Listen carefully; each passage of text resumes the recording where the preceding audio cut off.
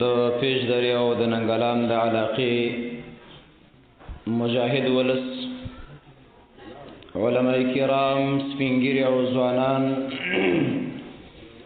ټول ته الله رب العالمین د قران مجید فارغان مبارک وي. الله رب العالمین دې دا غونډې لا ډېرې کړي او الله رب العالمین دې موږ او تاسو په دین کې استعمال کړي. زما مؤمنانو ورونو زما راتلونکي خبره د یو مهم سوال جواب دی. په عوامو کې دا سوال دی چې د کوم مولا ومنو، د چا ومنو، په کومه خبره عمل وکړو. سوال شته که نشته ورونو؟ شته دی. سوال کتاب کې وی سبق او په درس کې جواب یو طالب العلم په امتحان کې د خپل پارچې په مخ جواب په خپل صورت او په خپل شکل لیکي. زه سبق وایم او سوال مې درته وویو، امتحان کې به جواب خپل کوي. خوښه مو ده؟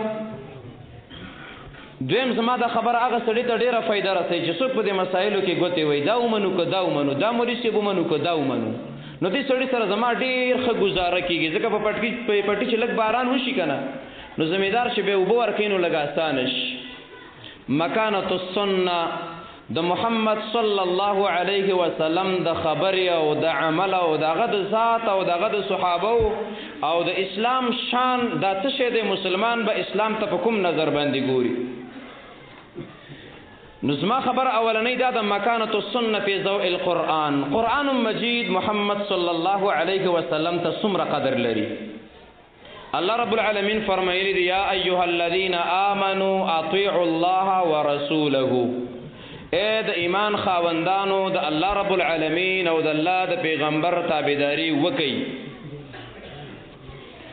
ولا تولوا عنه وانتم تسمعون. او د الله او د الله د نبی د دین نه ماوړه، رواج پسې ماوړه، د وظیفې د وجه نه د دین نه ماوړه، د استاد د وجه نه ماوړه، د لالچ د وجه نه ماوړه، د ولګي د وجه نه ماوړه، د زندان د وجه نه ماوړه. ځکه ماوړه وانتم تسمعون. حال دا دی قرآن شته، سنت د محمد صلی الله علیه وسلم شته او بیا اوړي. نو آیا دا د عقل خبره ده چې د دین موجود یو سړی دی اوړي؟ دا د عقل خبره نه ده. نو اولا الله رب العالمین ته محمد صلی الله علیه وسلم دومره ګران دی چې د خپل تابعداري او د اطاعت او د اتباع سره متصل ویل اطیعوا الله ورسوله. د الله د پیغمبر خبره به منی. الله رب العالمین فرمایلی دی واقیموا الصلاة وآتوا الزکاة واطیعوا الرسول لعلکم ترحمون. ای خلکو منځ وکئ، زکات ورکئ او د الله د پیغمبر اطاعت او تابعداري وکئ. د الله د پیغمبر اطاعت او تابعداري کی فائدہ ده لعلکم ترحمون، چې الله به پتا سو وکي رحم وکي. رحم د دې آیت مقصود دا دی اقیموا الصلاة صلوا کما رأیتمونی اصلی. د الله د پیغمبر د منځ په شانتي منځ وکا، بیا به لعلکم ترحمون. که د ځان نه دی جوړ کړو، د بابا نه دی یاد کړو، د ابۍ نه دی یاد کړو، دا منځونه د رحمت ذریعه او سبب نه دی. ګوره دلیل په دا آیت دی اقیموا الصلاة وآتوا الزکاة. منځ وکا او زکات ورکا. څنګه ورکم؟ واطیعوا الرسول، په طریقه د محمد رسول الله صلی الله علیه وسلم باندې. سوال تم ګوره او جواب تم ګوره. ښه نورونو منځ د چا په طریقه باندې قبلېږي؟ واطیعوا الرسول د محمد صلی الله علیه وسلم په طریقه باندې. په کوم منځ باندې ثواب او بندگی ده؟ کوم منځ انسان د ګناه نه بچ کوي؟ ان الصلاة تنهى عن الفحشاء والمنکر. منځونه کو او د منکر نه ناوړو. ځکه ناوړو واطیعوا الرسول د نبی صلی الله علیه وسلم طریقه پکې نشته دی. نو رب العالمین د خپل اطاعت سره اطاعت د محمد رسول الله او خپل بندګۍ ته چوکاټ ایډیل او طریقه او مشر او نمونه او رهبر محمد صلی الله علیه وسلم وګرځولو. که منځ د په طریقه نه دی نو هغه منځ نه دی، بس بیا نه دی منځ. الله رب العالمین محمد صلی الله علیه وسلم شان ډیر ناشنا بیان کړی دی. ومن یطع الرسول فقد اطاع الله. څوک چې غواړي د الله تابعداري وکړي هغه به د محمد رسول صلی الله علیه وسلم تابعداري کوي. دی کلی ته چې راوړي په دې پل باندې به راوړي. ګوره نو د نبی صلی الله علیه وسلم تابعداري په حقیقت کې د چا تابعداري ده؟ د الله رب العالمین سوال جواب کا د چا منل پکار دی محمد رسول صلی الله علیه وسلم سوال می کړه د شیخ محترمه چې د چا ومنو مولیانو رانه کار روان کړي نو اوس به ګورو چې د چا منو که رښتیا مؤمنین نو سوال جواب به ګوره او که اخوا دی خوا دانګي را دیږي دا منبر شل نه دی یتیم نه دی پرون بل و نن زیم او سبب بل یو رب العالمین به یو دا دین به یتیم نه وي په ځان پویا کا ګوره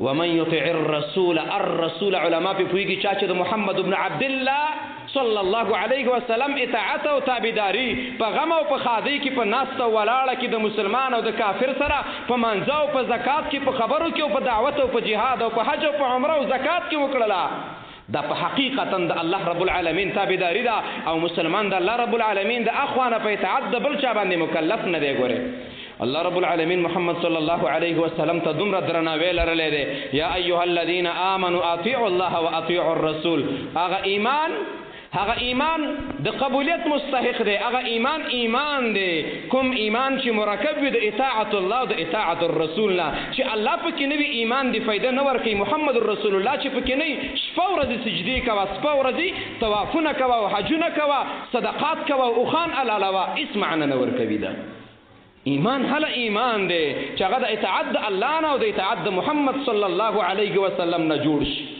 اخو دی خو ایمانونه نه دی ګوره خوبونه وایا ډېر په افسوس سره والله خپله په لسو کې 1% علم نه لرم ګوره علما ما پیژني تاسو ما نه پیژنئ د معدن کاڼي معدنچیان پیژني موږ په کاڼي په شیشه څه پوهېږو خو ولله الحمد دومره پوهېږم یو د شیخ الحدیث کلیف مې اورېدلو په افغانستان کې لوړ پوره شیخ الحدیث صاحب څادر یې نیولی دا ګوټ یې نیسي او تا ته به برکت راځي او دا ګوټ څادرو په نیولو برکتونه نشته خپل کار کوه عبارت وینو ماشاءالله نو داسې سورې کړی دی چې زه ویم امیان بم پورې وخاندي ځکه عربي خپل قالب لري ای مؤمنانو ورونو د چا ومنو د الله او د الله د نبي اوس ته نه کار نه خرابېږي خو که ته رښتیا مریض وي دا ګولۍ وخوره ټیک به وي الله فرمایي یا ایها الذین آمنوا اطیعوا الله واطیعوا الرسول د الله او د الله د پیغمبر ومنه وی د پیغمبر نه منم رواج کومه د پیغمبر نه منم د خپل استاد منم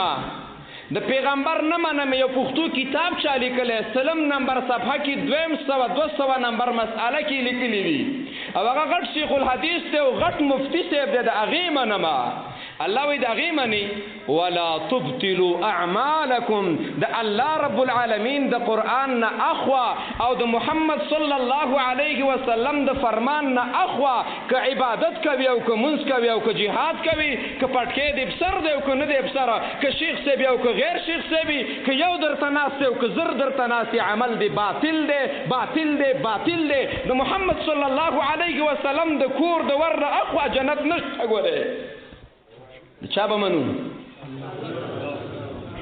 بس چې در پکې خیره وی به مې که نه چې نه داخلم کې مولي صاحب هم ښه وی مولي صاحب ته چې محمد رسول الله مولي صاحب دی ګورې د غنو په سر کې چې سور ګلو ګلاب دی کنې نو نو بیا کرکنه ده ګورې بیا کرکنه ده الله رب العالمین مخکې سوی ومن یطع الله ورسوله ویخشى الله ویتقه فاولئک هم الفائزون فائز کامیاب انسان یک نمبر عالم یک نمبر مسلمان یک نمبر قاری صاحب یک نمبر مجاهد او داعی هغه انسان دی د چا په عمل کې چې لارښود قرآن او سنت د محمد رسول الله دی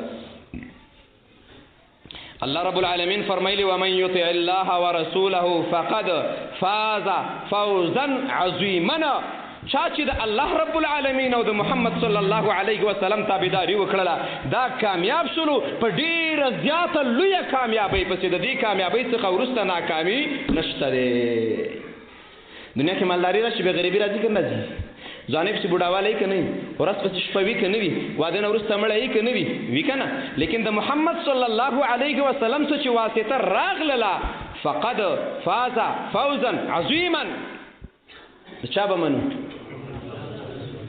ماشاءالله لکه دا د پیش خلکو ډېر تکړه دي الله هم نور هم تکړه کړه الله هم نور هم تکړه کړه چې الله او رسول الله سم وپېژنئ موږ هم ولا د تاسو نه یاد کړی دی موږ هم د تاسو نه یاد کړی الله رب العالمین څخ کې څه فرمایي من يطع الله ورسوله يدخله جنات تجري من تحتها الانهار خالدين فيها وذلك الفوز العظيم. چا چې د محمد رسول الله قدر وکړلو، چا چې دغه په طریقه عبادت وکړلو، چا دغه د نوم نه وروسته صلی الله علیه وسلم ویللو، چا چې هغه په خپل قوم باندې په خپل رواج په خپل استاد په خپل منهج او په مسلک باندې اوچت وګڼلو، دې خلکو له رب العالمین جنتونه ورکړي او جنت ته تلل او اطاعت الرسول ذلك الفوز العظیم. مخکې درته عظیمن ویو درته العظیم ویو، دای معرفت او دای نکره د سپکې چې څه هغه پکې کوه.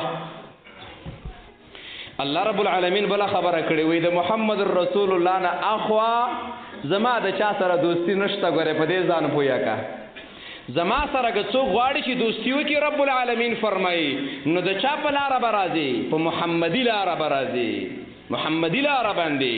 قل ان کنتم تحبون الله فاتبعوني.